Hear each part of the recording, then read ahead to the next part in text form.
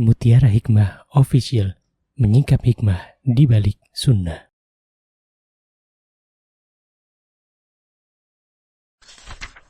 Salurkan donasi terbaik Anda untuk mendukung dakwah Mutiara Hikmah Official. Mari kita ikut serta dalam pembebasan tanah wakaf untuk pembangunan Masjid Mutiara Hikmah. Estimasi kebutuhan dana sebesar Rp1.125.000.000. Bagi Anda yang ingin menyalurkan donasi, bisa melalui rekening Bank BSI di nomor rekening 2200220245 atas nama Masjid Mutiara Hikmah.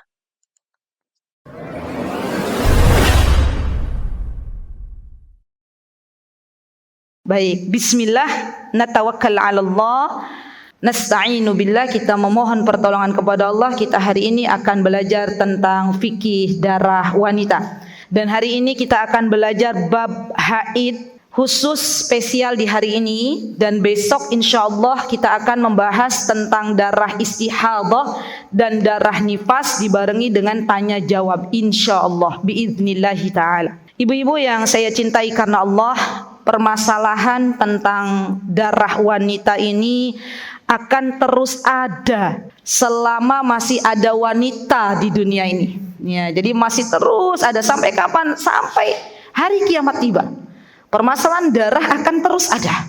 Maka dari itu Syekh Shalih Utsaimin rahimahullahu taala, beliau pernah mengatakan bahwa di setiap zaman akan terus ada wanita-wanita yang mengalami 3 darah yang biasa didapatkan oleh para wanita. Di antaranya adalah darah haid, darah istihadah, dan darah nifas. Kemudian Syekh Shalih Fauzan rahimahullahu taala, beliau pun menyebutkan, silahkan dibuka ibu-ibu di halaman 3, boleh dibuka buku modulnya. Apa kata Syekh Fauzan hafizahullahu taala? Beliau mengatakan masalah haid ini adalah masalah yang paling rumit dalam bab fikih. Jadi dalam bab fikih yang paling rumit masalah apa? Haid. Masya Allah ya. Permasalahan yang ada masih banyak yang samar, dan hukum terkait haid sendiri sebenarnya sudah jelas. Ada perkara terkait haid yang sudah disepakati oleh para ulama. Ya. Masalahnya karena banyak wanita di zaman ini yang terkadang meminum pil pencegah haid atau pil untuk mencegah kehamilan yang menyebabkan akhirnya hormonnya berubah. Disitulah banyak sekali wanita yang akhirnya bingung dengan dirinya. Apakah ini darah haid atau darah istihadah?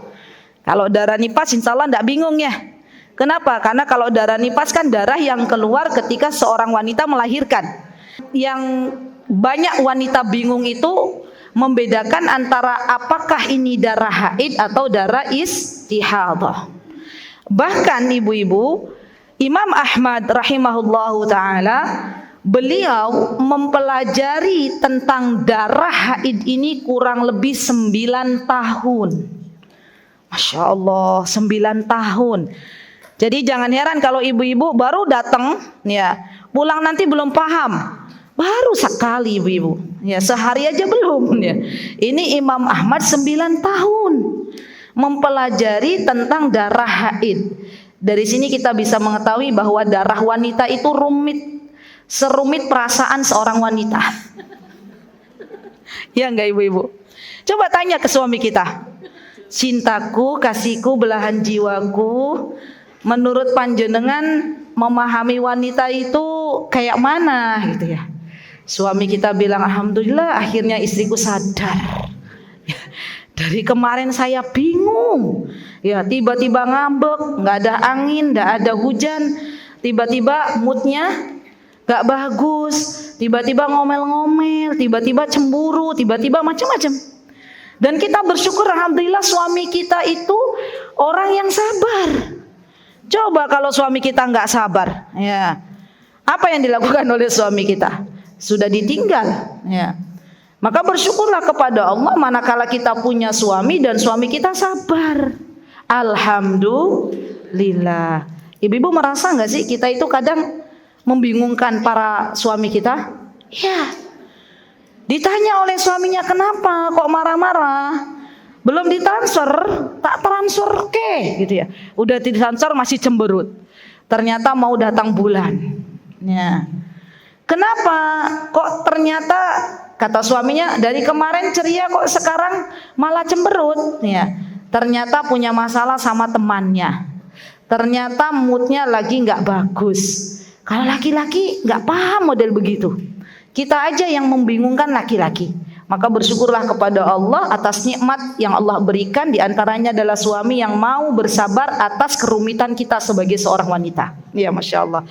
Baik, Imam Nawawi rahimahullahu ta'ala, ibu-ibu, beliau menuliskan dalam kitab Majmu' Syarah Muhaddab ini, yang berkaitan dengan darah wanita, karena saking rumitnya, beliau menuliskan sebanyak 350 halaman.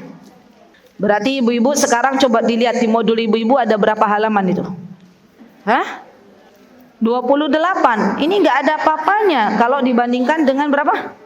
28 sama catatan ibu-ibu. Ah, ini kan banyak yang kosong juga. Isinya berapa isinya? 23. Nah, 23 dibandingkan 350 nggak ada apa-apanya.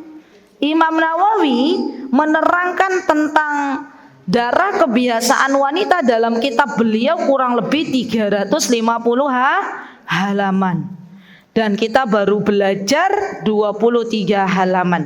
Maka minta kepada Allah taufik, pemahaman, dan minta kepada Allah agar apa yang kita pahami bisa kita praktekkan. Baik.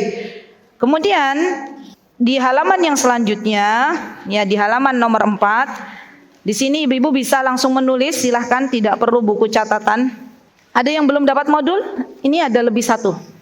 Semuanya sudah dapat? Boleh diambil kalau belum dapat. Ya, baik.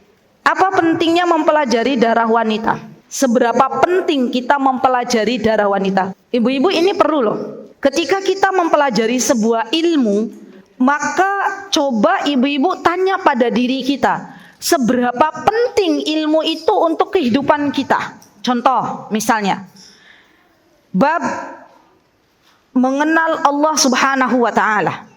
Kalau boleh saya tanya kepada ibu-ibu, seberapa penting kita belajar mengenal Allah dalam kehidupan kita? Penting banget.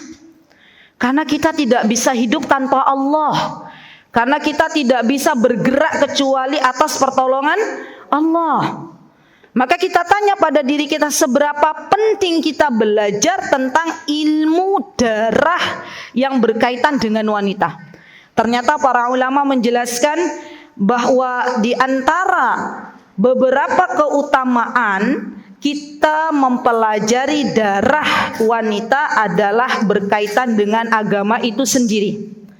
Coba ibu-ibu lihat masalah sholat. Contohnya, wanita kalau dia sedang mengalami masa haid boleh sholat apa mboten? Tidak boleh sholat. Istihadah, sholat apa ndak? Sholat.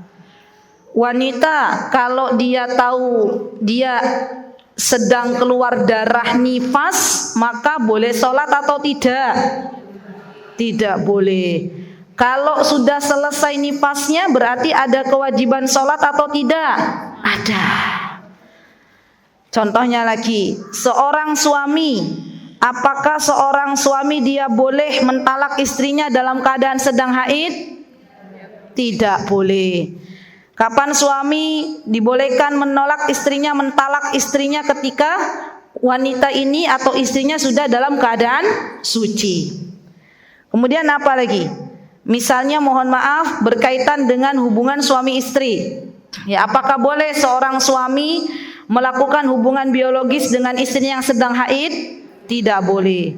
Apakah seorang suami boleh melakukan hubungan biologis dengan istrinya ketika istrinya istihadah? Boleh. Ya. Kemudian apa lagi ibu-ibu? Di antaranya masa iddah. Ini juga berkaitan dengan haid atau tidaknya.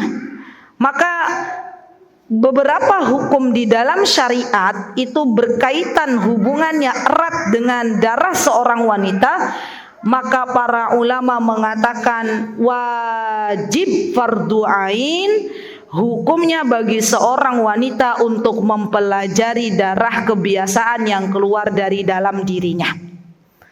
Masya Allah.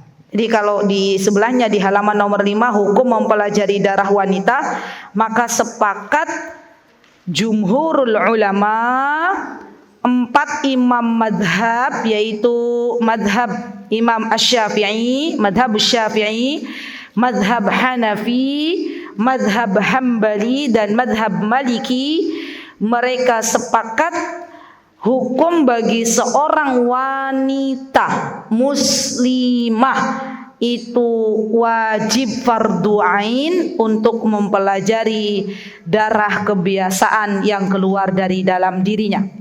Dan ibu-ibu tahu yang namanya wajib dalam agama kita, kalau kita mengerjakan maka kita mendapatkan pahala. Jadi ibu-ibu datang ke sini menuntut ilmu, mencari ilmu dalam rangka belajar apa saja darah-darah kebiasaan wanita, ini saldo, argo, apalagi pahala kita di akhirat sedang naik. Masya Allah. Kenapa? Karena kita sedang mentaati Allah Subhanahu wa ta'ala. Karena di antara kewajiban bagi seorang muslimah adalah menuntut ilmu. Apa kata Rasulullah SAW? Thalabul ilm faridatun ala kulli muslim. Dan kata para ulama kalau disebutkan bagi para muslim, ini juga masuk hukumnya untuk para muslimah. Wajib hukumnya bagi wanita-wanita muslimah untuk mempelajari ilmu agama. Dan mempelajari darah yang keluar dari wanita, ini bagian dari fardu ain yang telah disepakati oleh para ulama. Bu, besok kalau kita ditanya oleh Allah di akhirat, ya, kenapa tidak mempelajari darah wanita? Terus kita alasannya, maaf ya Allah, saya sibuk dengan dunia. Alasannya diterima atau tidak sama Allah? Tidak. Maaf ya Allah, saya sibuk dengan anak-anak. Diterima enggak alasannya? Tidak. Allah akan berkata kepada wanita ini, bukankah aku telah utus ya para rasul untuk menjelaskan agama ini dengan sedetail-detailnya?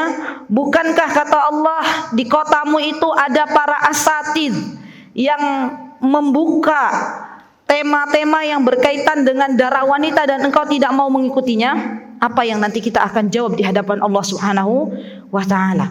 Maka ketika kita diberikan kesempatan untuk belajar mengenai darah wanita, mudah-mudahan dengan kesempatan ini kita akan bisa mempertanggungjawabkan pertanyaan yang kelak Allah ajukan di akhirat nanti. Ya. Baik, untuk kaum laki-laki, kalau untuk kaum wanita hukumnya itu sendiri adalah fardu ain. Fardu ain itu kalau kita tidak melaksanakan maka hukumnya berdosa. Ya.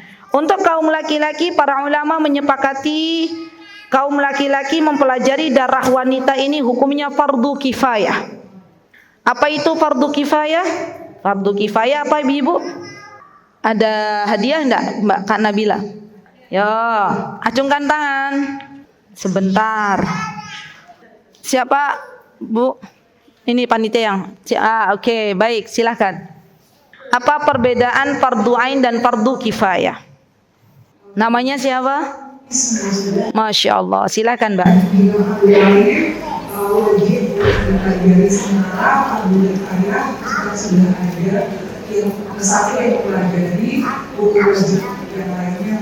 Masya Allah, barakallahu fiik. Masya Allah, nanti hadiahnya minta ke Kak Nabila ya, insya Allah. Baik.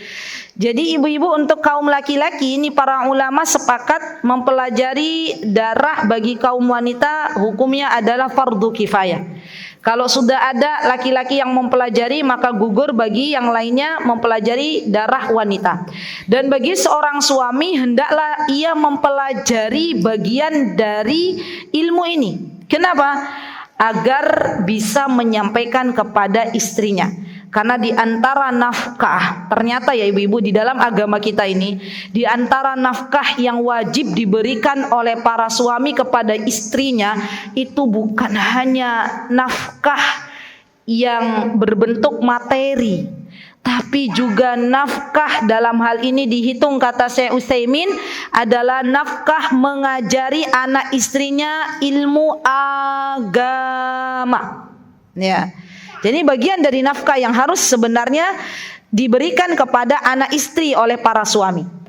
Kalau ada yang bertanya, Ustazah bagaimana kalau suami saya juga masih belajar? Ya, maka kata para ulama, jangan menghalangi seorang suami, tidak boleh menghalangi istrinya untuk mempelajari apa-apa yang menjadi kewajibannya kalau dirinya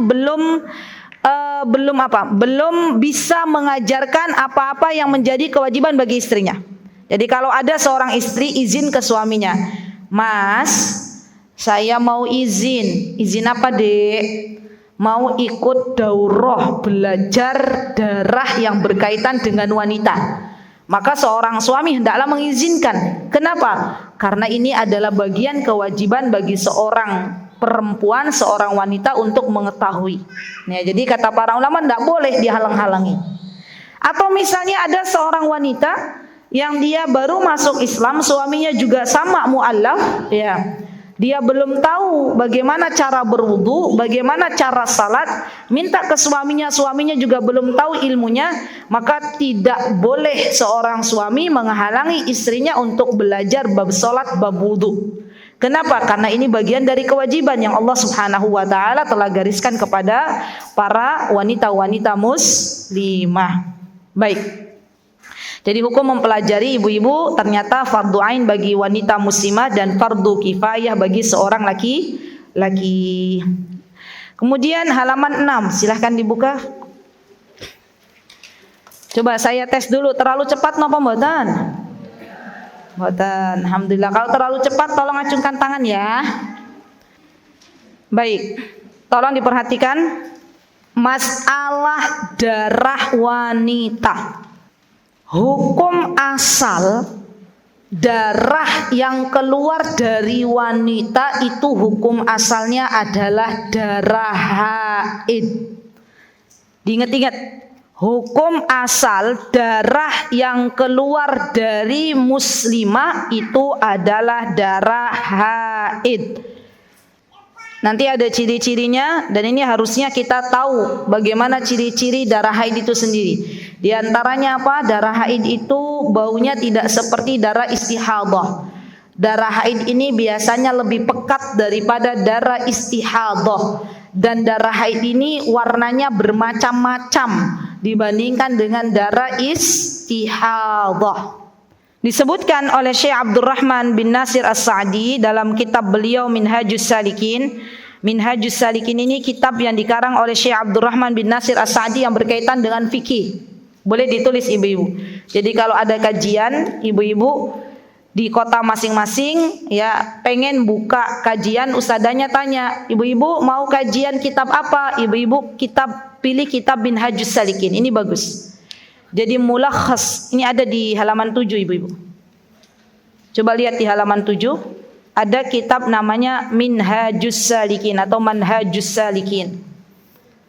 Minhajus Salikin itu kitab fikih yang dikarang oleh Syekh Abdurrahman As-Sa'di rahimahullahu taala.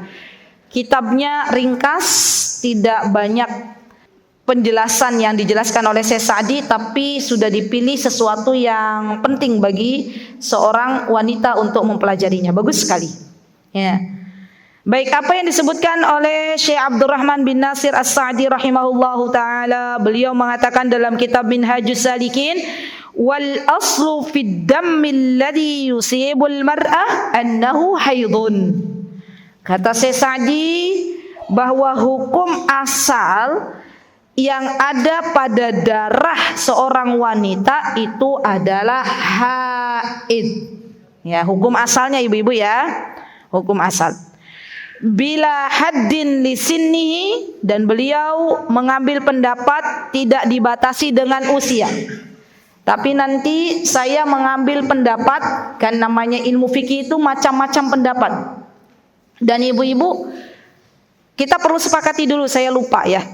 Kalau di antara kita semua nih, ada yang tidak sama pendapatnya dalam masalah fikih, maka tidak perlu dibesar-besarkan.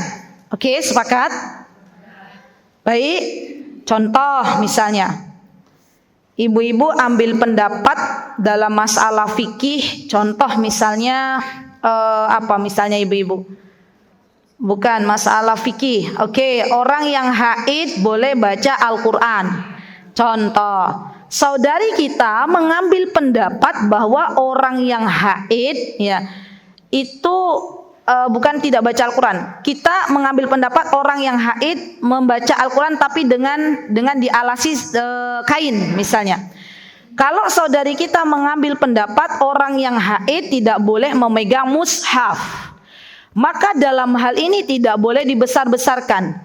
Yang kita permasalahkan adalah kalau ada orang haid tidak baca Al-Quran sama sekali. Kenapa? Karena zikir pagi juga ada bacaan Al-Qurannya. Ada qul huwallahu ahad, ada qul a'udzu birabbil falaq, ada qul a'udzu birabbin nas. Ya. Maka tidak perlu kita besarkan. Begitu pula dengan contoh misalnya usia minimal haid. Ya. Itu nanti ada berbagai macam pendapat para ulama. Syekh Nasir As-Sa'di, Syekh Sa'di beliau berpendapat bahwa yang namanya haid, darah wanita itu tidak ada batas usianya. Jadi kapanpun darah keluar dari seorang wanita dan itu bukan darah penyakit atau bukan darah yang keluar disebabkan karena melahirkan, maka kata Syekh Sa'di itu darah yang keluar tersebut dihitung sebagai darah haid. Ya, jadi beliau tidak ada batasan usia yang beliau tekankan. Baik, kita baca dulu apa yang disebutkan oleh Syekh Sa'di. Wala qadrihi, kata Syekh Sa'di tidak dibatasi dengan usia dan tidak dibatasi dengan kadar lamanya. Ya, nanti apa pendapat saya nanti insyaallah saya jelaskan di halaman 8. Wala takarrurihi, kata beliau tidak pula ada batasan dalam pengulangannya. Illa kecuali in atbaqad dammu 'alal mar'ah. Kecuali yang seperti apa nih? Kecualikan oleh Syekh, bila darah tersebut keluar begitu banyak pada diri seorang wanita. Aw sara la yanqati 'anha illa yasiran. Atau darah tersebut terus-menerus mengalir. Tidak ada berhenti kecuali sebentar. Memang ada orang yang terus mengalir darahnya, ada. Dulu sahabiah, ya ada salah satu sahabiah, nanti insyaallah saya jelaskan di sini yang mengalami ujian ibu, ini ujian. Semua kita kan diuji, ya. Di antara ujiannya apa? Allah jadikan sahabiah ini keluar darah terus menerus. Ya, maka beliau bertanya kepada Rasulullah SAW, ya Rasulullah, saya ini termasuk seorang wanita yang keluar darahnya terus menerus tanpa ada kata berhenti. Apa kata baginda Rasulullah SAW? Kata Rasulullah SAW, coba hitung adat kebiasaan kamu haid berapa hari. Maka ketika kamu sudah selesai dari adatmu, dari kebiasaanmu, maka kamu mandi, kemudian kamu sholat. Dan darah yang terus-menerus mengalir itu dihitung haid hanya pada adat kebiasaan yang kamu jalani. Selainnya terhitung sebagai darah istihadah. Jadi ibu-ibu, kalau ibu-ibu di sini Masya Allah keluar darah ya teratur, tidak terus-menerus tahunan, tidak terus-menerus bulanan, itu merupakan nikmat dari Allah Subhanahu wa taala. Ya, Masya Allah. Baik. Fa innaha tasiru mustahadah. Apa kata Syekh?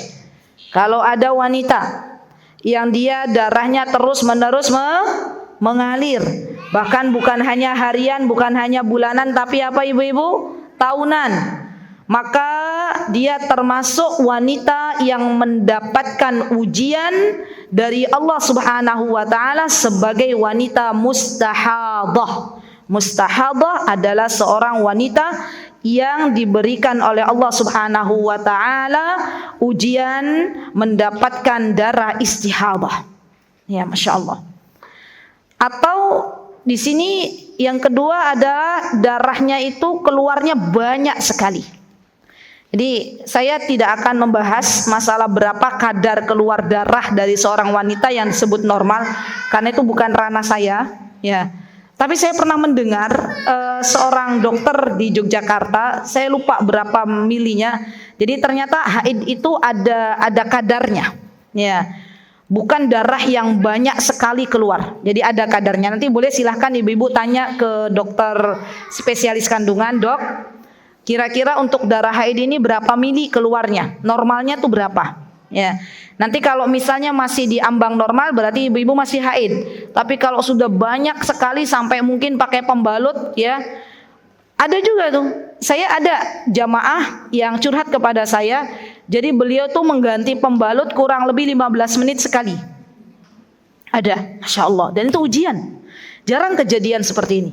Tapi begitulah Allah telah menuliskan takdir kepada beliau. Jadi 15 menit sekali itu ganti. 15 menit sekali ganti. Masya Allah. Dan itu jarang sekali kejadiannya. Dan ada wanita zaman sekarang. Ibu bersyukurlah kepada Allah manakala kita diberikan oleh Allah Subhanahu wa taala kesempatan untuk bisa mendapatkan darah haid yang wajar. Baik, silakan dibuka halaman 8. Masih kuat ibu-ibu? Atau sudah ngebul-ngebul? Belum ya, alhamdulillah. Ini hari pertama kita fokus di haid. Tadi saya kaget juga ada tanya jawab, nanti tuntaskan dulu semuanya ya. Baik. Secara bahasa di halaman 8 boleh dilihat apa definisi haid ibu-ibu? Definisi haid secara bahasa adalah mengalir atau dalam bahasa Arabnya salun. Ya, salun itu adalah mengalir atau memancar. Ini secara bahasa. Secara istilahan atau secara syariat, secara syar'i, haid disebutkan oleh para ulama adalah damun tabi'atun. Damun tabi'atun adalah darah tabiat, darah fitrah yang Allah Azza wa Jalla telah tuliskan kepada anak Bani Adam, terutama kaum Hawa. Ya, disebutkan oleh Rasulullah sallallahu alaihi wasallam, beliau menyebutkan ketika beliau menjelaskan tentang darah haid ini, maka beliau menjelaskan hadza syai'un katabahullahu ala banati Adam. Darah haid ini adalah darah yang Allah Azza wa Jalla telah tetapkan kepada siapa? Kepada para wanita anak keturunan Nabi Adam. Jadi darah haid ini darah tabiat, bukan darah penyakit, juga bukan darah yang disebabkan karena melahirkan. Sepakat ibu-ibu? Sepakat. Jadi sekali lagi bahwa darah haid ini adalah darah yang normal, darah tabiat. Maka dari itu biasanya setiap wanita mengalami haid yang berbeda-beda. Tidak bisa disamakan. Karena ini adalah fitrah dari masing-masing sesuai takdirnya. Ada yang haidnya teratur, ada yang haidnya putus-putus, ada yang baru dapat haid 6 bulan sekali, ada yang 2 tahun baru dapat haid, ada yang setiap bulan dapat haid. Itu wajar. Ya, tidak perlu dirisaukan. Karena darah haid sendiri adalah damun tabi'ah, darah yang sesuai dengan tabiat atau fitrah. Baik. Kemudian ibu-ibu, yakhruju min qa'rir rahim. Darah haid ini adalah darah yang keluar dari rahim wanita. Berarti darah yang keluar dari luar rahim bukan disebut dengan darah haid. Darah yang keluar dari bawah rahim, bukan dari dalam rahimnya, itu bukan disebut dengan darah haid. Termasuk di dalam permasalahan ini ketika seorang wanita sudah diangkat rahimnya. Ada nggak wanita yang sudah diangkat rahimnya? Pernah dengar? Pernah? maka ketika keluar darah dari dalam dirinya, maka hitungannya bukan lagi darah haid, karena rahimnya sudah nggak ada. Ya, oh begitu ya Ustazah. Iya. Jadi seorang wanita kalau dia sudah diangkat rahimnya tetap keluar darah, misalnya ada kejadian seperti itu, maka sudah bisa dipastikan itu darah istihadah, bukan darah haid. Ya, bukan darah haid. Karena darah haid adalah darah yang keluar dari rahim. Bukan pula darah yang keluar dari urat nadi, bukan. Kalau darah yang keluar dari urat nadi maka disebutnya bukan darah haid tapi darah istihadah. Ya'tadul unsa. Ya, coba kita pelajari sedikit-sedikit. Apa itu ya'tadul unsa? Ya'tadul unsa berarti darah ini sudah menjadi kebiasaan wanita dari zaman istri Nabi Adam alaihissalam. Jadi wanita yang mengalami haid pertama kali itu siapa ibu-ibu? Ibunda Hawa. Ya, dari zaman istrinya Nabi Adam Allah sudah tuliskan ya ibunda Hawa itu mendapatkan haid. Sampai kapan haid ini berlangsung? Sampai hari kiamat tiba. Ya, jadi akan ada wanita-wanita yang mengeluarkan darah haid. Karena ini merupakan kebiasaan para wanita yang sudah dituliskan oleh Allah Subhanahu wa taala. Baik. Idza balaghat fi awqatin ma'lumah. Menjadi kebiasaan wanita ketika sudah balik pada waktu tertentu.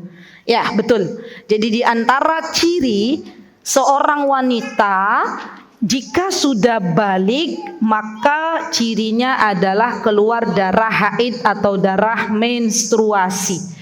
Jadi hikmahnya ibu-ibu, hikmah kenapa ada darah haid itu diantara nanti ada hikmahnya, ada lagi ya. Hikmahnya diantara hikmahnya untuk mengetahui bahwa wanita ini sudah balik. Berarti kalau sudah balik artinya dia sudah mukallaf, sudah dibebankan syariat.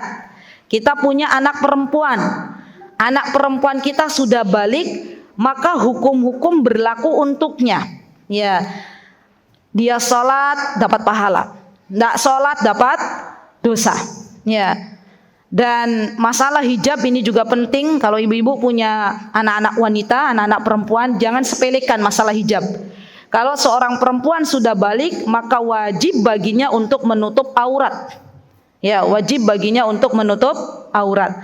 Dan ini juga bagian dari ciri-ciri seorang wanita sudah mendapatkan sudah balik, yaitu mendapatkan haid yang Allah Azza wa Jalla telah berikan kepadanya.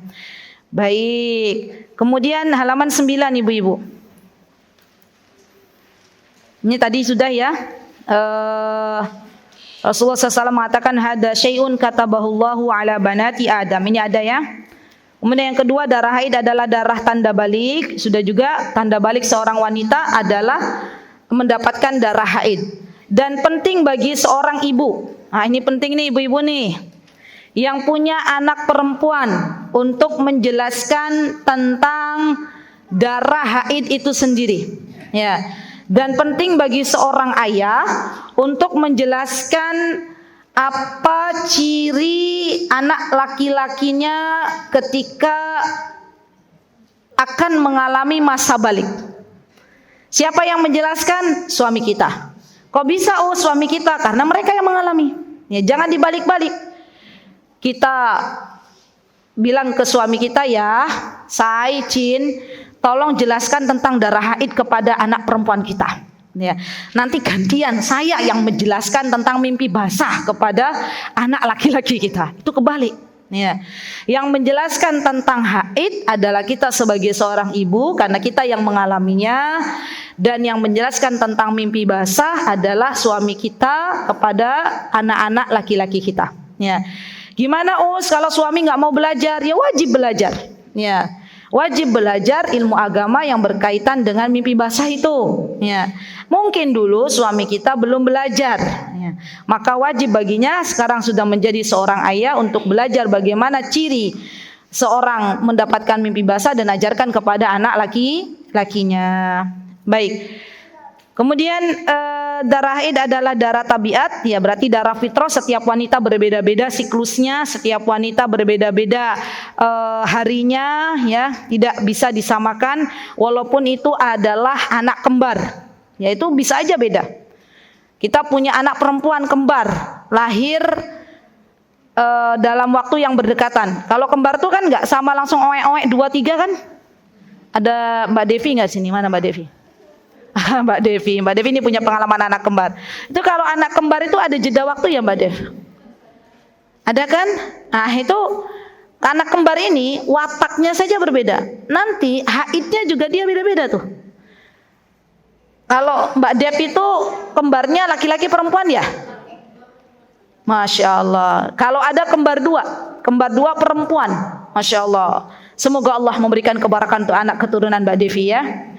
Kalau ada kita punya anak kembar 2 perempuan, itu siklus haidnya pasti berbeda. Ya, kenapa? Karena darahnya itu adalah darah tabiat fitrah yang Allah Subhanahu wa taala berikan. Baik. Maka para wanita pun berbeda-beda dengan keadaan haidnya. Yang keempat, sumber darah haid adalah dari rahim. Sesuatu yang keluar bukan dari rahim bukan disebut darah haid. Ini kuncinya ya, dipegang erat-erat. Kemudian yang kelima, haid itu diketahui kebiasaannya oleh setiap wanita. Nah, ini penting nih ibu-ibu. Penting banget, pakai banget.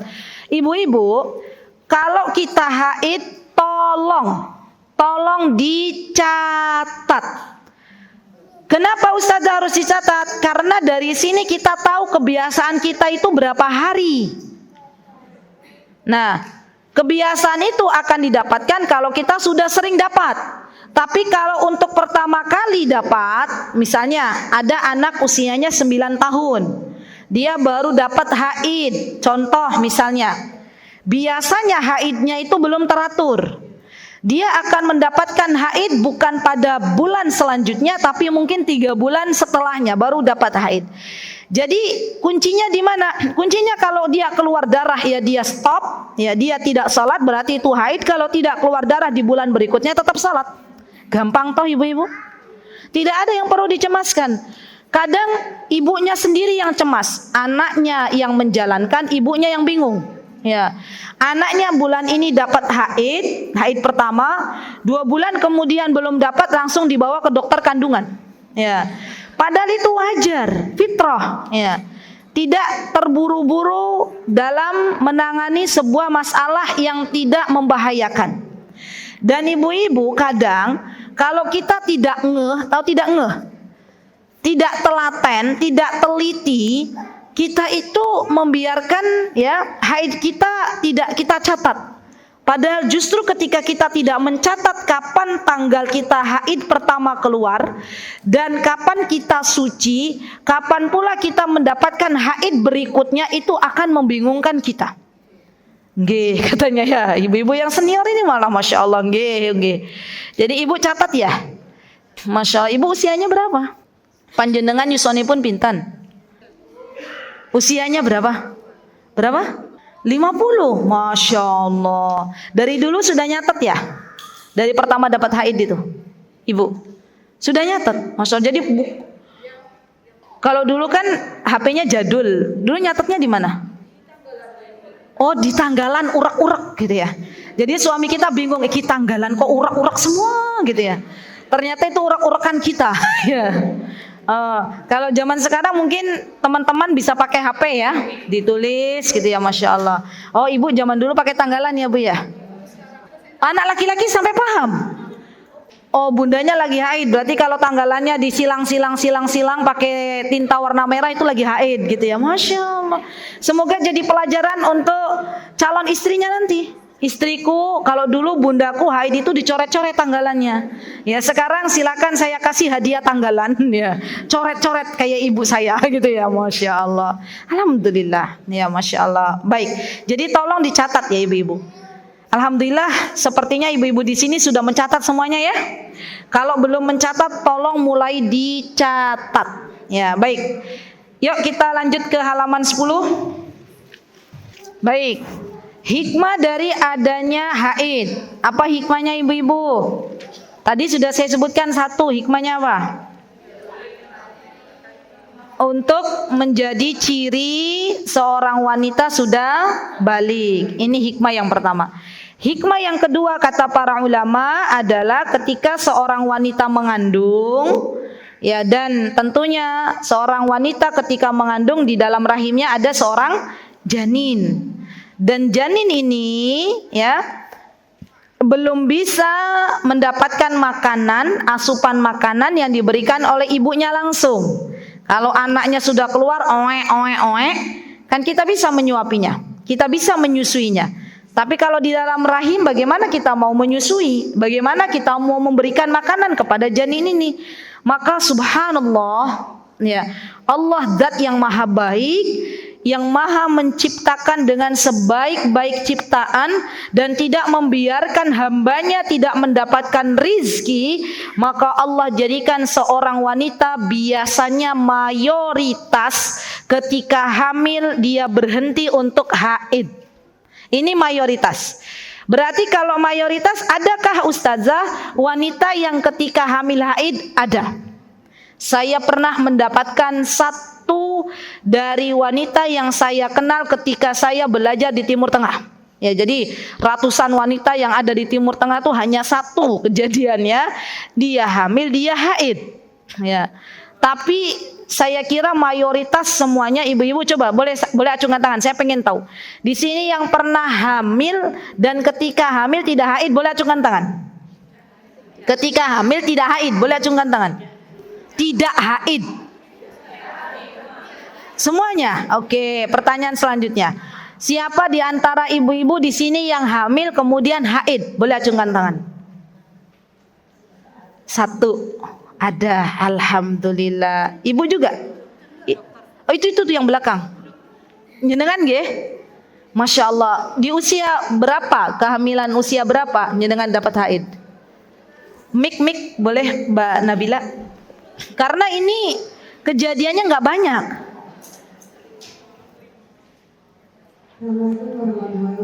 Waalaikumsalam warahmatullahi wabarakatuh. Nama siapa? Masya Allah, silahkan. Jadi awalnya itu sebenarnya saya program hamil saat itu intinya itu saya lama kan nggak bisa punya anak, sama udah 4 kali ganti dokter kandungan, ternyata udah mau nggak jadi. Ya Rob. Kemudian ke salah satu dokter kandungan, beliau membuat saya menyuburkan saya dengan cara membuat saya haidnya jadi teratur. Karena kalau haid itu tidak teratur, jadi saya nggak subur. Sehingga setelah saya sudah mulai putus asa karena waktu itu saya ternyata haid dan ternyata saya tuh mikirnya nggak jadi lagi gitu. Akhirnya waktu itu saya kontrol itu setelah bersih, dan ternyata ketika saya kontrol itu sudah ada kepalanya. Masya Allah. Anaknya ada di sebelah saya. Masya Allah. Barakallahu fiik. Masya Allah. Dan alhamdulillah juga ternyata 1 tahun kemudian saya lahir anak yang kedua. Masya Allah. Hadiah atas kesabaran antum dan suami. Masya Allah. Dari Allah. Dan belum 2 tahun juga lahir anak yang ketiga. Masya Allah. Masya Allah. Ayo katakan Masya Allah, teman-teman. Masya Allah. Barakallahu fiik. Masya Allah. Dapat hadiah kan Nabila ya? Ya, Masya Allah. Barakallahu fiki wa fi ahliki. Semoga Allah berikan keberkahan untuk usia antum. Semoga Allah berikan keberkahan untuk anak keturunan antum. Ya, amin. Allahumma amin. Lihat ibu-ibu. Tidak ada yang mustahil bagi Allah. Anak itu adalah rizki dari Allah. Maka mintalah kepada Allah zat yang memberikan rizki. Bagi siapapun teman-teman yang ada di sini yang belum diberikan momongan, jangan pernah berputus asa dari rahmat Allah. Minta kepada Allah. Minta kepada Allah. Tadi pagi kita sudah belajar, yang tadi pagi berjumpa dengan saya di Masjid Ahmad Yani, saya sudah menekankan bahwa di setiap masalah itu ada solusinya. Di antara solusi yang Allah berikan adalah wasta'inu bis sabri wassalah. Mintalah pertolongan kepada Allah dengan memperbanyak sabar dan salat. Lihat bagaimana Allah ingin memberikan pelajaran untuk kita semuanya. Beliau dan suami menunggu dengan sabar. Kapan diberikan momongan, Allah Azza wa Jalla bayar kontan. Bahkan tidak berselang lama Allah berikan anak 1, anak 2, anak 3. Masya Allah. Jadi jangan pernah berputus asa dari rahmat Allah. Ya, baik, kita balik lagi ke sini. Ya, nanti panjang kali lebar ya. Baik. Jadi ibu-ibu, mayoritas wanita hamil itu tidak mendapatkan haid, tapi ada wanita hamil yang mendapatkan haid. Nah, apa sih hikmahnya haid itu bagi wanita hamil? Hikmahnya adalah darah yang harusnya keluar oleh Allah Subhanahu wa taala dijadikan sebagai sari makanan. Yang mana sari makanan ini akhirnya disampaikan oleh Allah Subhanahu wa taala ke dalam janin yang berada di dalam rahim seorang ibu. Masya Allah ya, begitu Allah itu cinta kepada seorang hamba. Janin yang ada di rahim ibunya saja Allah beri makanan dengan caranya Allah, yang mungkin kita sebagai manusia tidak akan pernah berpikir sampai sana gitu loh. Maka ibu-ibu, pesan saya untuk diri saya dan ibu-ibu semuanya, wallahi demi Allah, jangan pernah berburuk sangka kepada Allah. Jangan pernah kita ada rasa khawatir tidak diberikan rizki oleh Allah Subhanahu wa taala. Lihat, janin yang ada di dalam rahim seorang ibu Allah kasih rizkinya. Dan tidak ada satupun dari makhluk Allah yang ada di dunia ini yang tidak Allah beri rizki sampai dia kembali kepada Allah. Maka tidak perlu ada yang kita khawatirkan. Baik, setelah kita mengetahui hikmah dari adanya haid dan Allah Rabb sebaik-baik pencipta dan sebaik-baik pemberi rizki, kita semakin yakin bahwa tidak ada yang perlu kita khawatirkan karena semuanya sudah kebagian jatah rizkinya masing-masing, dan rizki itu tidak pernah tertukar, yang ada sudah tertakar oleh Allah Subhanahu wa taala. Usia minimal mendapatkan haid yang bagian halaman 11. Berapa usia minimal haid? Kalau tadi Syekh Sa'di, apa yang dikatakan oleh Syekh Sa'di? Tidak ada batasannya. Kalau saya ambil pendapat yang membatasi bahwa usia minimal haid itu adalah 9 tahun kurang 16 hari dari tahun Hijriyah. Ingat, Hijriyah dan Masehi itu berbeda ibu-ibu. Lebih cepat Hijriyahnya daripada Masehi. Karena ukurannya 1 tahun berapa hari dalam Masehi ibu-ibu? 365 hari. Hijriyah 355 hari. Jadi ibu-ibu, untuk usia minimal haid, ya ini kata para ulama termasuk diantaranya Imam Syafi'i rahimahullahu ta'ala, beliau mengatakan batasan minimal haid adalah 9 tahun kurang 16 hari. Hitungannya hitungan Hijriyah. Kalau hitungan Masehinya kurang lebih 8 tahun 5 bulan 22 hari. 8 tahun 5 bulan 22 hari. Maka jangan heran ada anak kelas 3 SD sudah haid. Ya. Berarti kalau 3 SD masuk SD usia 7 tahun, kelas 3 itu usia berapa? Kelas 3 usia berapa? 7 masuk kelas 1. Kelas 2 usia berapa? 7 loh masuknya. Berarti 9 tahun pas Masehi, ya kan misalnya. Berarti kan kalau tadi hitungannya usia minimal haid 8 tahun 5 bulan 22 hari. Kalau dia keluar haid kelas 3 SD, berarti keluar darah dari farjinya, dari rahimnya itu tergolong sebagai darah haid. Kalau kurang dari itu, maka kata Imam Syafi'i, hitungannya bukan darah haid, tapi darah istihadah. Catat baik-baik. Boleh dicatat sekarang. Saya minum dulu ya. Ya, boleh dicatat. Terlalu cepat enggak? Minimal haid 9 bulan kurang 16 hari Hijriyah. Masehinya 8 bulan 5 bulan 8 tahun 5 bulan 22 hari. Masya Allah, Allah tuh zat yang maha baik. Baru tadi pagi saya itu dalam hati bilang ini, dalam hati, ya Allah kayaknya enak ya kalau minum jus yang dia itu jus buah yang tidak ada gulanya dan itu murni dari buah. Tadi pagi saya baru berpikir. Saya duduk nunggu tadi di luar sini, ibu-ibu ada akhwat panitia utuk bahasanya datang mengantarkan 3 botol jus. Masya Allah, baiknya Allah coba. Maka jangan pernah kita tidak meminta kepada Allah, minta kepada Allah. Jangan meminta kepada manusia. Minta kepada manusia kadang kita kecewa. Tapi minta kepada Allah, Allah yang menggerakkan hati panitia untuk menyajikan jus ini. Masya Allah, barakallahu fiik panitia, Masya Allah. Baik, alhamdulillah. Baik, sudah ya, berarti usia minimal mendapatkan haid sudah kita ketahui. Baik, konsep warna darah dalam haid. Halaman berapa? Kok afan. Anak halaman 12 dulu. Konsep darah memahami batasan haid. Nah, ini nih penting juga ya. Sebentar.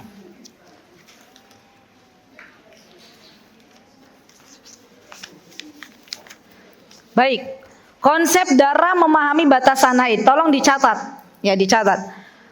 Imam Syafi'i rahimahullahu taala, yang saya pakai adalah apa yang disebutkan oleh Imam Syafi'i, karena saya kira mayoritas penduduk Indonesia itu bermadhab siapa? Madhab Syafi'i. Ya. Kata beliau minimal haid kata beliau adalah 1 hari 1 malam. Berarti hitungannya 1 kali 24 jam.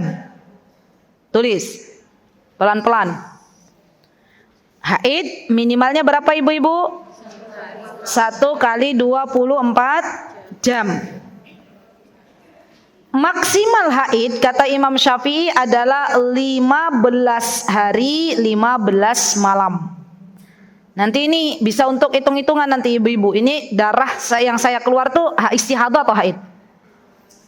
Oke, saya ulangi. Minimal haid 1 kali 24 jam. Berarti kalau kurang dari 24 jam belum disebut haid.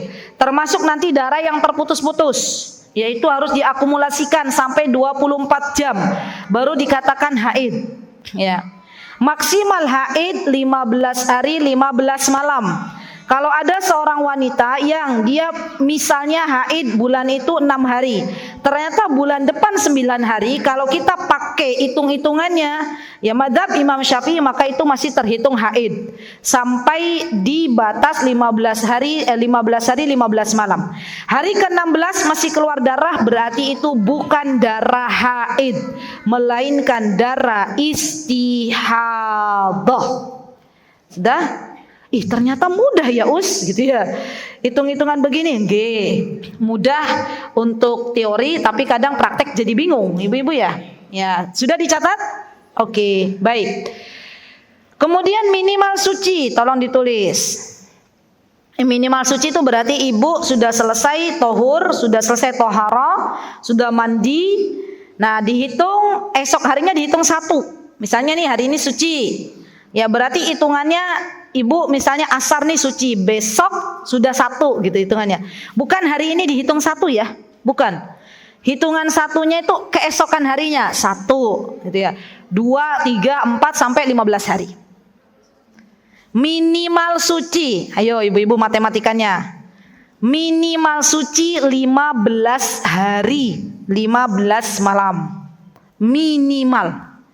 Jadi kalau ada seorang wanita yang darahnya terputus-putus, dia baru suci 7 hari,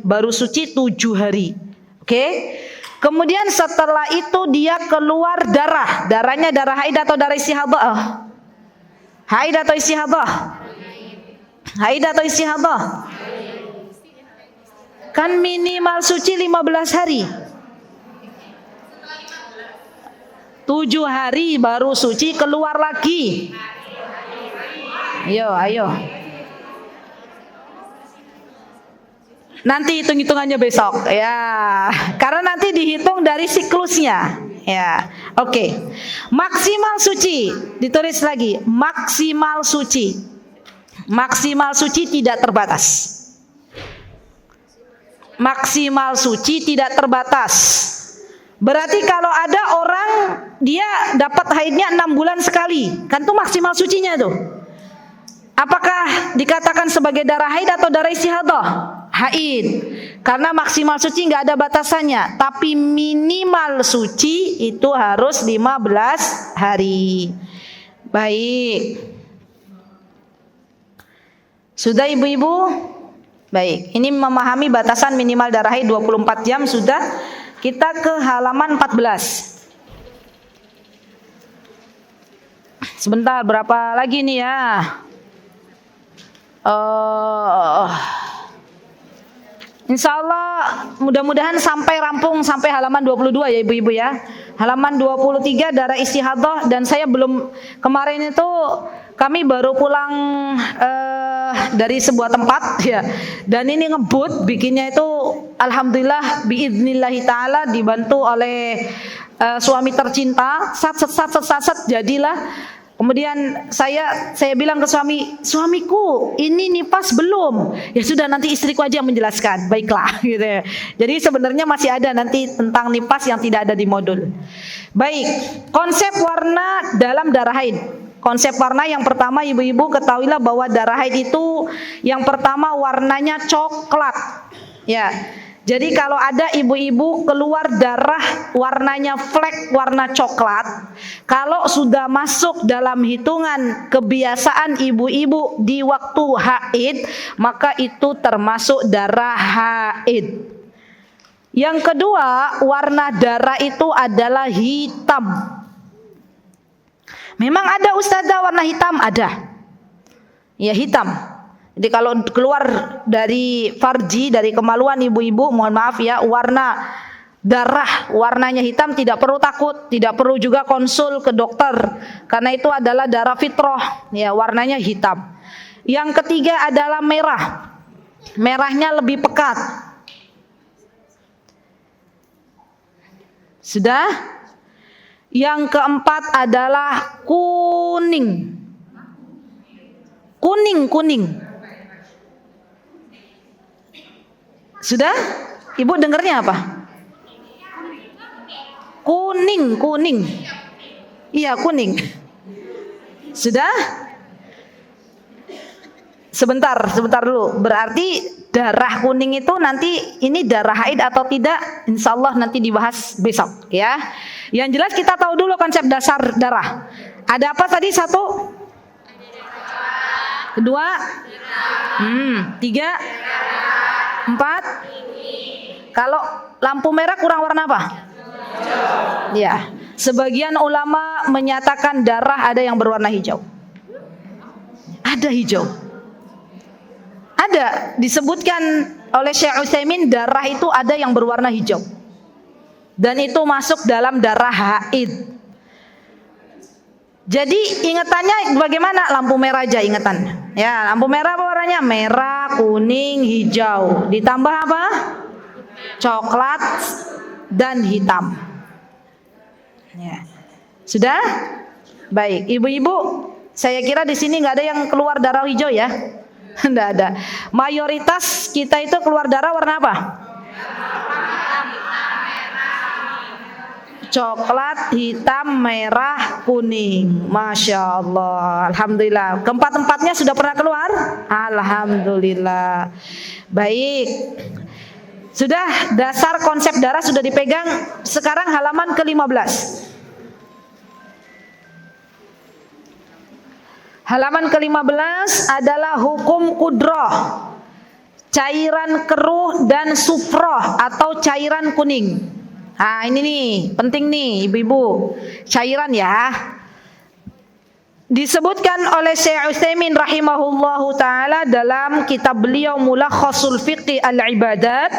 Beliau menyebutkan yang pertama, jika cairan keruh atau yang biasa disebut oleh orang Arab dengan cairan kudrah, atau cairan sufrah, cairan kuning, bersambung dengan haid, maka dihukumi sebagai darah haid.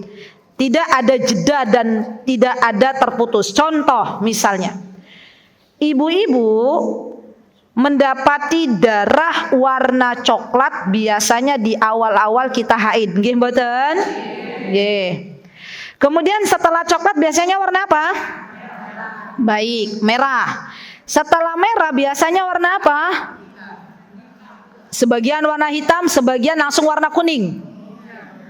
Nah, kadang ada para wanita muslimah yang ketika kuning itu keluar langsung bergegas untuk mandi, sholat. Padahal itu kuning adalah darah, karena bersambung dengan masa dia sedang haid. Bisa dipahami ibu-ibu? Sudah? Kecuali kalau ibu-ibu haid. Nih dengarkan dulu ya, kecuali kalau kita haid, kemudian setelah itu kita mendapati, ini karena akhwat semua kan? Tidak ada yang ikhwan satupun kan? Baik. Kita haid sesuai dengan kebiasaan kita 9 hari misalnya kebiasaan haidnya, atau 8 hari. Kan kita sudah, kalau sudah usia-usia 35, 37 kan udah tahu tuh berapa kebiasaan haidnya. Setelah itu kita sudah bersih. Bagaimana cara tahu kita sudah bersih? Kata Syekh Utsaimin, 2 cara. Yang pertama adalah jufuf. Jufuf itu bersih, kering. Berarti mohon maaf, di celana dalam kita itu kering. Dicolek pakai kapas ke dalam farji kita atau kemaluan kita juga nggak ada bekas apa-apa, maka ini disebut bersih dan boleh mandi. Oke. Atau yang kedua kata Syekh Utsaimin, keluarnya qas'atul baydha. Apa itu qas'atul baydha? Qas'atul baydha. Apa itu? Cairan berwarna putih. Dan putih ini bisa putih bening, bisa putih yang seperti susu. Yang jelas tidak ada di dalam cairan putih itu bercampur dengan darah. Jadi gimana Us? Kalau sudah dicolek, nah ini colek mencolek, ini kerjaan kita ya. Tolong ibu-ibu kalau pas lagi colek mencolek pastikan itu lampu bukan warna kuning. Karena nanti bingung ini apa ini ya, remang-remang gitu ya. Jadi pastikan itu warna putih, ambil kapas, dicolek. Nah, ibu-ibu sudah tidak lagi tidak mendapati warna selain putih. Di kapas itu ada cairan tapi warnanya putih. Maka ketahuilah berarti ibu-ibu sudah suci. Dan tidak boleh wahai para wanita muslimah untuk menunda nanti saya bersuci, tanggung. Kan kadang ada yang begitu. Ya. Tanggung, sudah malam dingin kalau mandi gitu ya. Padahal ternyata dia sudah suci di tengah malam. Ya. Kapan kita ngecek darah? Mau tidur kita cek. Masuk waktu sholat kita cek. Setiap ke kamar mandi kita cek. Ya. Ribet banget ya wanita. Masya Allah. Dengan keribetan kita artinya argo pahala kita itu naik ibu-ibu. Coba. Allah tuh zat yang maha baik. Ya kan? Berarti kalau sudah tidak ada lagi campuran darah di dalam cairan yang berwarna putih itu, berarti ibu-ibu telah suci. Sudah ibu-ibu mandi, ibu-ibu sholat. 5 hari kemudian keluarlah cairan berwarna kuning. Maka kata Syekh Utsaimin, cairan warna kuning ini bukan disebut dengan darah haid, karena tidak bersambung. Ada masa putus jeda waktunya. Sampun. Baik, kemudian kata Syekh Utsaimin, jika keluar di selain masa haid maka dihukumi bukan haid. Inilah pendapat dalam mazhab Hanafiyah, Hambali, salah satu pendapat Maliki, salah satu pendapat Syafi'i, dipilih juga oleh Ibnu Taimiyah, termasuk Syekh bin Baz rahimahumullahu taala dan Syekh Ibnu Utsaimin. Sudah ibu-ibu? Ustazah gimana ya kalau kemarin kita nggak tahu kalau ternyata kuning itu darah gitu ya. Dikiranya kuning itu bukan darah, jadi saya mandi dan saya biarkan saya sholat. Sesuatu yang kita tidak tahu, Allah itu zat yang maha memaafkan. Sekarang kita sudah tahu ilmunya, jangan tergesa-gesa untuk mandi dulu, jangan tergesa-gesa untuk bersuci dulu, sampai kita ketemu dua hal yang tadi saya sebutkan. Yang pertama adalah jufuf, kering, yang kedua adalah cairan putih yang tidak ada tercampur sedikit pun dengan apa ya bahasanya ya ibu-ibu ya. Kalau kita keluar ya cairan warna putih terus ada seret, jelaret apalah ya. Ada coklat-coklat, ada merah-merah, ada kuning-kuning, maka tunggu dulu. Jangan langsung bersuci. Insyaallah paham ya ibu-ibu ya. Tunggu dulu, sebentar tunggu ya. Sampai Allah Azza wa Jalla berikan kesempatan kita untuk bersuci. Baik. Halaman 16 sudah saya sebutkan tadi ya, tanda suci dari haid. Sudah ya? Baik. Kemudian halaman 17. Halaman 17. Bersuci dari haid.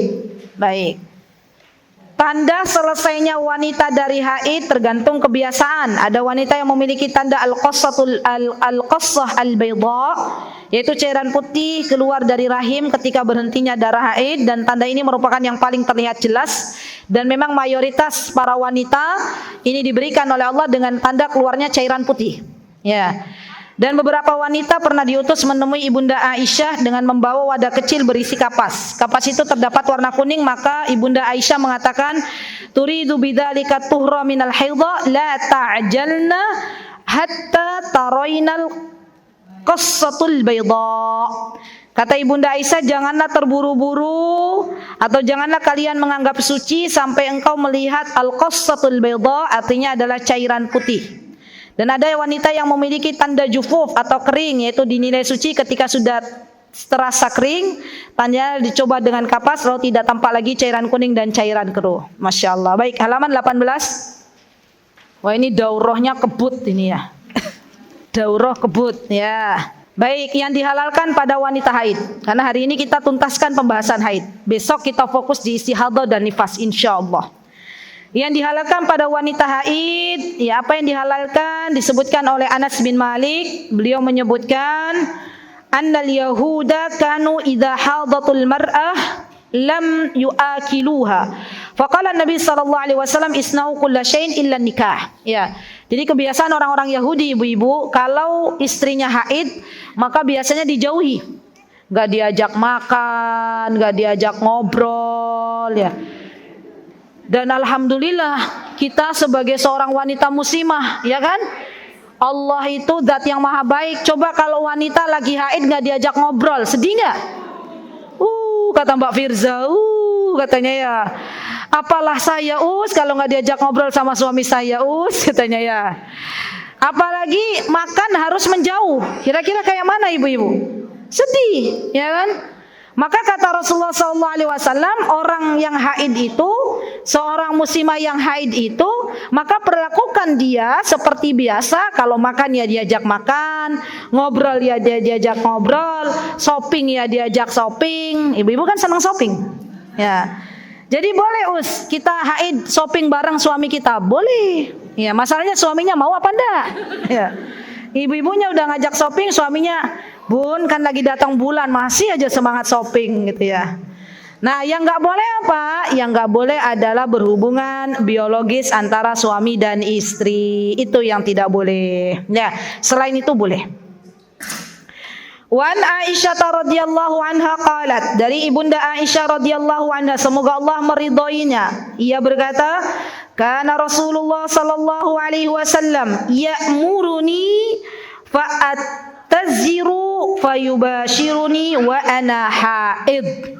Nih ibu-ibu, ingat para istri, kalau diajak oleh suaminya untuk nemenin tidur walaupun sedang haid, maka temenin. Nggak boleh kita beralasan, "Cin, kan tahu ini masa-masa aku datang bulan," gitu ya. Ditemenin, ya. Tapi apa kata Ibunda Aisyah? Kata beliau mengatakan, Rasulullah menyuruhku untuk mengenakan kain dan beliau mencumbuiku padahal aku sedang haid. Jadi boleh ibu-ibu, mohon maaf ya, kalau yang namanya laki-laki itu, ya mereka itu biasanya nggak bisa lama-lama menahan, ya. Jadi ibu-ibu sekali lagi ya, bahwa yang namanya kita nih sebagai seorang istri, kalau pengen Allah ridho kepada kita, apapun yang suami kita minta dari kita, kalau itu tidak bertentangan dengan syariat, maka bersegeralah. Apa kuncinya? Bersegeralah.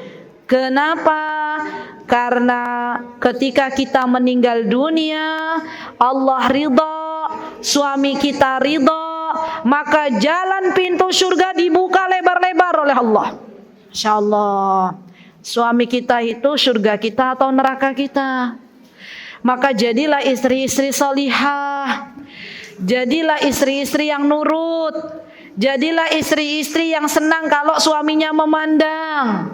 Jadilah istri-istri yang ketika suaminya memanggil Cin, Beb, Di, Say, apa lagi? Istriku, kalau suamiku bilang begitu, istriku gitu ya. Labbaik suamiku. Ya, baik. Apa yang bisa saya bantu? Masya Allah. Dan ini nasihat untuk diri saya dan teman-teman semuanya. Masya Allah. Ya, siap ibu-ibu?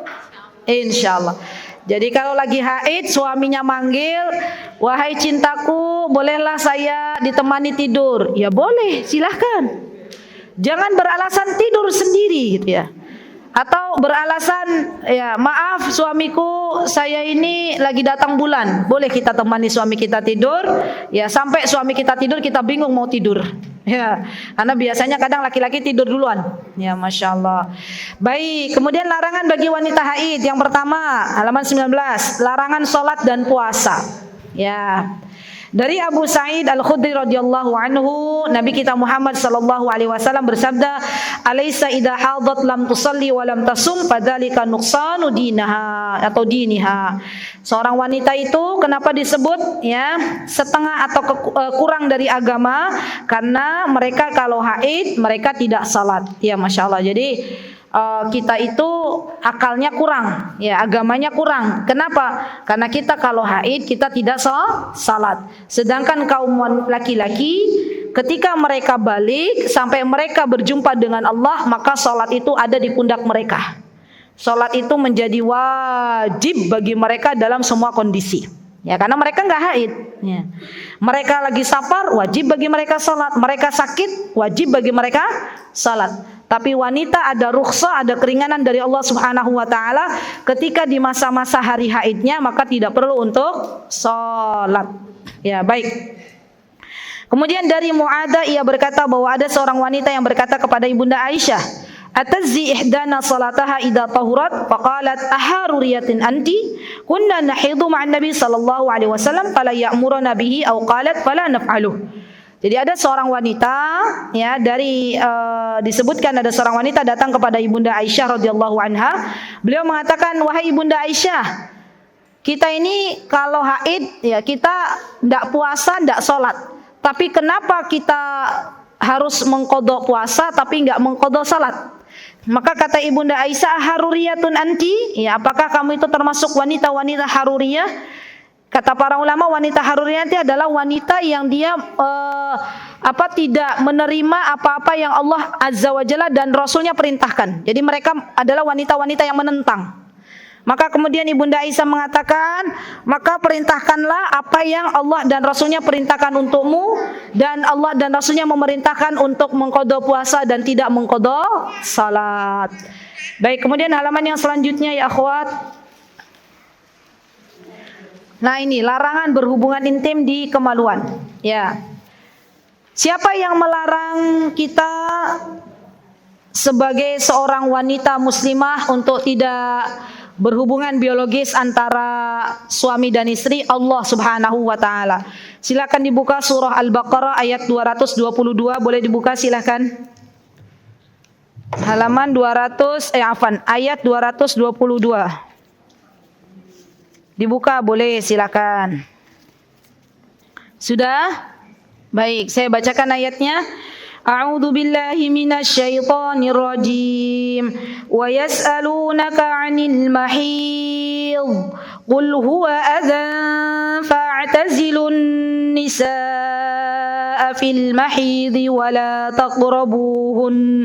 ولا تقربوهن حتى يطهرن فإذا تطهرن فأتوهن من حيث أمركم الله إن الله يحب التوابين ويحب المتطهرين نساؤكم حرث لكم فأتوا حرثكم أنى شئتم وقدموا لأنفسكم واتقوا الله واعلموا أنكم ملاقوه وبشر المؤمنين. Lihat ibu-ibu, dalam surah Al-Baqarah ayat 222 Allah menjelaskan ketika ada yang bertanya wa yas'alunaka 'anil mahid. Mereka bertanya apa itu haid? Maka kata Allah Subhanahu wa taala qul huwa adza. Ya, haid itu adalah kotoran, fa'tazilun nisaa fil mahid. Maka kalian ketika wanita-wanita kalian haid, jauhilah wanita-wanita kalian untuk tidak melakukan hubungan suami istri. Wala taqrabuhunna hatta yathurn. Dan janganlah kalian mendekati istri-istri kalian melakukan hubungan biologis kecuali, nih penting nih, kecuali istri-istri kalian telah bersuci.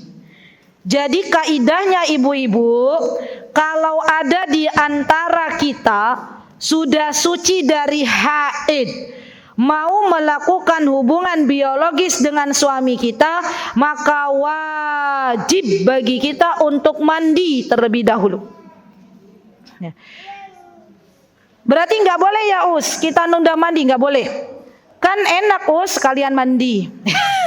Mandinya sekalian gitu ya. Jadi nggak hemat air katanya ya. Jadi nanti sekalian mandi junub, mandi haid. Itu tidak boleh. Disebutkan hatta yathurun, kata para ulama adalah sampai kita itu suci. Dan batasan suci itu adalah mandi. Jadi mandi dulu. Dan ibu-ibu tahu yang namanya mandi dari haid itu sebenarnya simple. Ya. Tidak wajib juga kita sampoan. Ya. Apa diantara syarat utama untuk mandi wajib? Diantaranya adalah mengguyurkan air. Ya, niat mengguyurkan air ke seluruh badan, ya sudah selesai. Yang bikin rempong siapa? Kita. Ya, kita mandi wajib, mandi haid setengah jam. Suaminya sudah nungguin lama sekali, Bun, kok lama banget Bun? Iya Pak, sekalian luluran, sekalian apa? Apa ibu-ibu? Maskeran, sekalian pedi apa? Mini pedi apa-apalah ya. Akhirnya suaminya sudah manggil-manggil, kita masih di dalam kamar mandi. Jadi tolong ibu-ibu jangan tinggalkan ini. Karena apa? Karena kita kalau mau berhubungan suami istri maka harus mandi terlebih dahulu. Baik, kemudian apa kata Allah Subhanahu wa taala? Fa idza tatahharna fatuhunna min haitsu amarakumullah. Kalau wanita-wanita kalian sudah suci, sudah mandi, maka bolehlah kalian mendatangi wanita-wanita kalian ya dengan apa-apa yang Allah Azza wa Jalla telah perintahkan. Dan sungguhnya Allah mencintai orang-orang yang tawab, orang-orang yang bertaubat, dan juga Allah mencintai orang-orang yang bersuci. Ya. Baik. Kemudian disebutkan bahwa artinya berarti seorang laki-laki tidak boleh mendatangi istrinya untuk melakukan hubungan biologis dikala istrinya sedang haid. Tolong dengarkan lagi ibu-ibu. Apakah boleh seorang wanita, seorang istri menolak ajakan suami ketika dalam keadaan haid untuk berhubungan biologis, ya, untuk berhubungan suami istri, ya, maka hukumnya boleh. Kenapa? Karena tidak ada ketaatan kepada diri seorang makhluk ketika harus bermaksiat kepada Allah Subhanahu wa taala. Dan tidak boleh juga seorang suami memaksa istrinya untuk melayaninya, ya. Kalau bercumbu beda ya, untuk melayaninya, ya, melayani maksudnya adalah berhubungan suami istri yang sudah kita kenal kalau istrinya sedang haid. Jadi tidak boleh memaksa, juga seorang istri boleh menolak manakala dia sedang dalam keadaan haid. Masalahnya, Kadang istri bingung, ini darah yang keluar haid atau istihadah. Ya, kalau istihadah berarti bagaimana Boleh berhubungan suami istri. Ya, nanti besok kita ketemu ya, insya Allah. Sabar ibu-ibu, karena menuntut ilmu itu harus sabar. Baik. Kemudian dalam hadis disebutkan, man ata haidhan aw imra'atan fi duburiha aw kahinan faqad kafara bima unzila ala Muhammad sallallahu alaihi wasallam. Ya. Barang siapa yang menyetubui wanita haid atau menyetubui wanita dari duburnya, bukan dari pintu depan tapi dari pintu belakang. Paham ya ibu-ibu? Maka ia telah kufur terhadap apa yang diturunkan kepada Nabi kita Muhammad sallallahu alaihi wasallam. Ya. Baik, kemudian terakhir halaman 21 adanya larangan tawaf keliling Ka'bah. Masya Allah, gini nih ibu-ibu. Saya doakan dulu ya, semoga ibu-ibu semuanya, kita yang hadir dalam majlis ilmu kali ini, semoga Allah mampukan kita semuanya untuk tawaf ke Baitullah. Amin. Yang belum pernah ke sana, semoga Allah mudahkan jalannya. Yang sudah pernah ke sana, semoga Allah mudahkan kembali untuk bisa merasakan tawaf mengelilingi Ka'bah. Ya ingat, tawafnya mengelilingi Ka'bah, bukan mengelilingi Zamzam Tower. Ya, kemarin itu ada jamaah akhirnya curhat ke saya. Kemarin tuh ya Ustazah, saya itu tawaf ya. Kata jamaah itu, jujur itu jamaahnya ya. Saya itu Ustazah diajak temen tawaf mengelilingi Zamzam Tower koyo capek kakiku. Tapi pas tawaf mengelilingi Ka'bah tuh nggak capek katanya ya. Kenapa?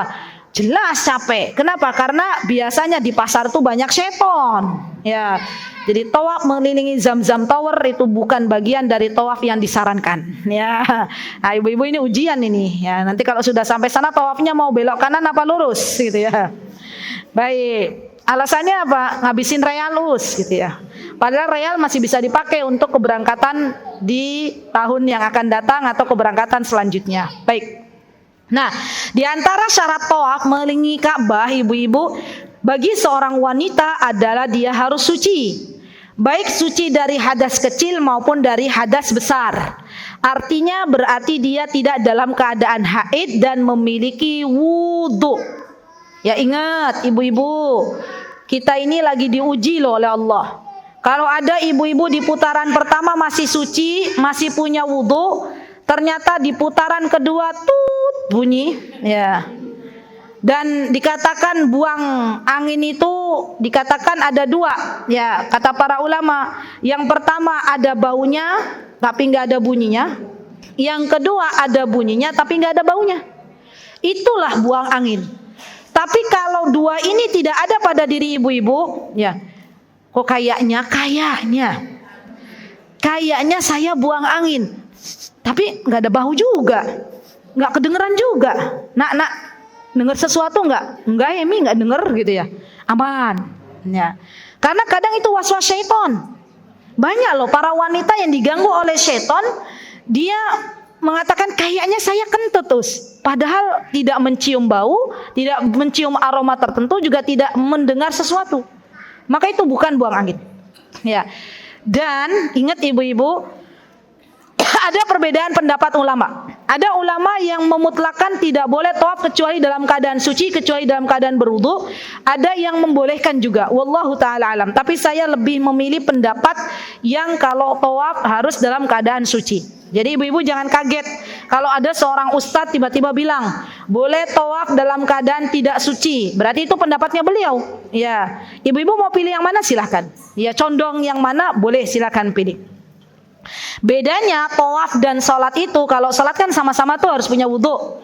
Bedanya apa? Kalau sholat kita nggak boleh berbincang-bincang dengan kawan kita. Kalau tawaf kita boleh berbincang-bincang dengan kawan kita. Masya Allah ya. Baik, apa kata Ibunda Aisyah? Ya, oh ya belum selesai saya tadi.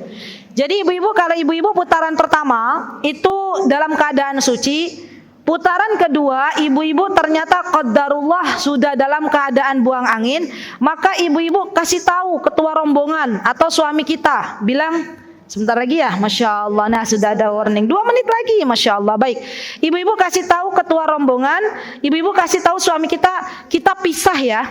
Ya, Pak Ustadz, saya memisahkan diri dengan suami karena saya dalam keadaan tidak suci, saya pisah. Nanti kita ketemu, biasanya poinnya itu kalau kami titik kumpulnya itu, tikumnya itu biasanya di WC berapa, gitu ya. Nanti kita ketemu di WC berapa. Gitu ya. Baik. Nah, kata Ibunda Aisyah, "Fa'ali ma yaf'alul hajj ghairu an la tatufi bil baiti hatta tathuri." Ya, kerjakanlah kata Rasulullah SAW apa yang kalian harus kerjakan pada waktu haji. Ya, apa yang dilakukan pada waktu haji kerjakan kecuali kalian tidak tawaf di rumahnya Allah di Ka'bah kecuali dalam keadaan suci. Dan ini perkataan Rasulullah SAW kepada salah satu sahabiah yang mana ketika berhaji dalam keadaan sedang haid. Baik, satu lagi ibu-ibu, halaman 22, insya Allah cukup 2 menit ya. Satu lagi ya, pendapat orang yang mengatakan bahwa dia tidak boleh menyentuh mushaf Al-Quran ketika haid, maka mereka mengatakan dengan surah Al-Waqiah la yamassu ilal mutahharun. Tapi pendapat yang menyatakan bahwa kalau mau menyentuh mushaf Al-Quran dia harus menggunakan kain alas, maka disebutkan bahwa Al-Quran yang dimaksud adalah Al-Quran yang berada di Lauhil Mahfudz. Wallahu ta'ala alam, itu yang bisa saya sampaikan. InsyaAllah nanti kita jumpa esok hari biidnillahi ta'ala. Mudah-mudahan Allah subhanahu wa ta'ala memberikan kepada kita kesehatan. Apa yang kita dapatkan pada hari ini semoga Allah jadikan sebagai ilmu yang bermanfaat. Jika ada kebenaran datangnya dari Allah, jika ada kesalahan datangnya dari saya pribadi, saya memohon maaf yang sebesar-besarnya. Aqulu qouli hadza wa astaghfirullah li wa lakum wa akhiru da'wana alhamdulillahirabbil alamin. Wassalamualaikum warahmatullahi wabarakatuh. Mutiara Hikmah Official, menyingkap hikmah di balik sunnah.